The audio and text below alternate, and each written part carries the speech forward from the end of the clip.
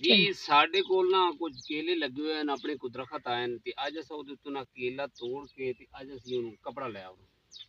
ला दी अच्छा ना अज असी ओनू रख रहे हैं ताकि ये ना पक जान ये अजे कच्चा केला है कच्चा केला तकरीबन जेह्ड़े दी एवरेज है सी एदी एज है सी वो पूरी हो गई है हुण इहने एदी पकाई होनी है ते बाज़ दफा हर जगह ते एक स्टोर दे विच इहनू केमिकल लगदा है ਤੇ ਅਸੀਂ ਇੱਕ ਦੇਸੀ ਜੁਗਾੜ ਲਾ ਰਹੇ ਹਾਂ ਜਿਹੜੇ ਪਿੰਡਾਂ ਦੇ ਵਿੱਚ ਅਕਸਰ ਲੈਂਦੇ ਆ ਇਹ ਸ਼ਰੀਂ ਦਾ ਦਰਖਤ ਹੈ ਉਹਦੇ ਅਸੀਂ ਪੱਤੇ ਲੈ ਕੇ ਆਏ ਹਾਂ ਅਸੀਂ ਇਹ ਕੋਈ ਸਾਡੇ ਕੋਲ ਮਟਕੇ ਪੁਰਾਣੇ ਪਏ ਹਨ ਅਸੀਂ ਇਹਦੀ ਸਫਾਈ ਕਰਕੇ ਅਸੀਂ ਇਹਦੇ ਵਿੱਚ ਲਾਵਾਂਗੇ ਬੰਦ ਕਰ ਦਿਓ ਚਲੋ ਅੱਛਾ ਅਸੀਂ ਇਹਦੇ ਹੁਣ ਇੱਕ ਪੀਸ ਬਣਾ ਰਹੇ ਹਾਂ ਨੇੜੇ ਲੈ ਯਾਰ ਠੀਕ ਹੋ ਗਿਆ ਜਨਾਬ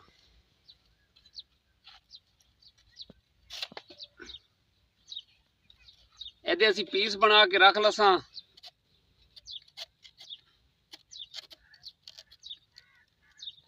कट ले रोक ले कर हाँ चला दे पक वैसी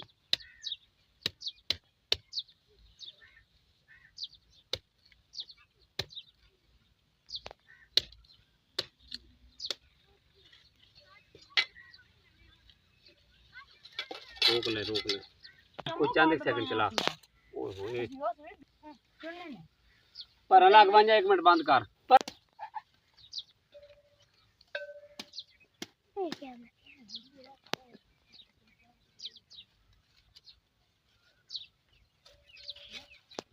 चलो है ना पत्ते दी ना टहनियां तोड़ के असी बेच रखेंगे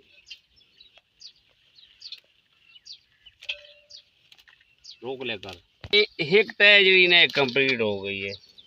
असी ये चू ले आवांगे लूंगर ऐ नहीं आ रहा ऐसे ही गुजारा करना ऐ करना इस तरह करके रोक ले पर 8 बजे शो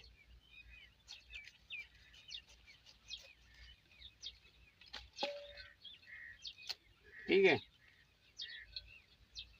पत्ते ले आ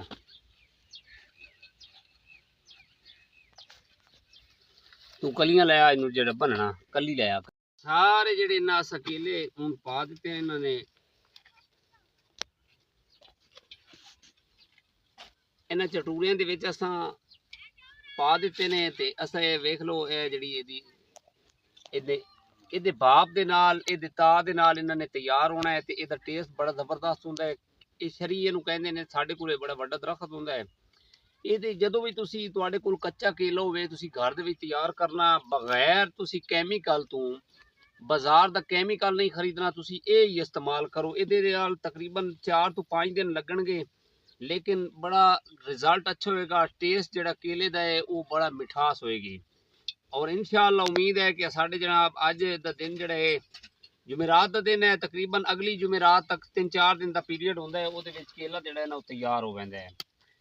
असा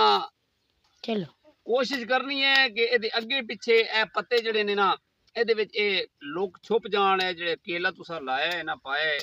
ये छुप जाए ए हुण तकरीबन 3 मटके जड़े ये तकरीबन 2 ਤੋਂ 3 दर्जन केला है 2 दर्जन कन्फर्म है ये ला के असी इंशाअल्लाह इनू रख देना है एक अंदर रखना है बाहर नहीं रखना इनू